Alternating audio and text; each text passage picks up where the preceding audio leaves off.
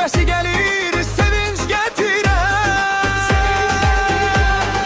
Tonqallar qalxır gecənin içində, alovlar oynayır sanki sevincdə. Odun üstündən atlanır hamı, köhnə dərdləri aparır alovunda mı? Çərşənbələr keçdi, bahar gəldi bizə, sevinç dondu hər bir evə, hər ürəyə.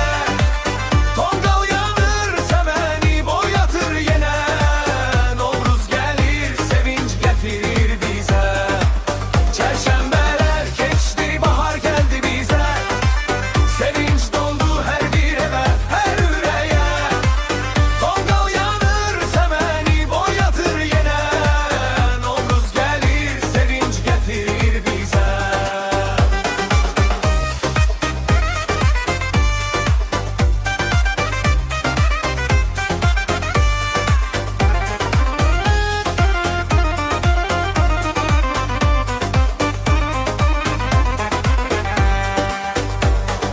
Yeləsir dağlardan, xəbər verir yazdan, sanki təbiət danışır bu nazdan.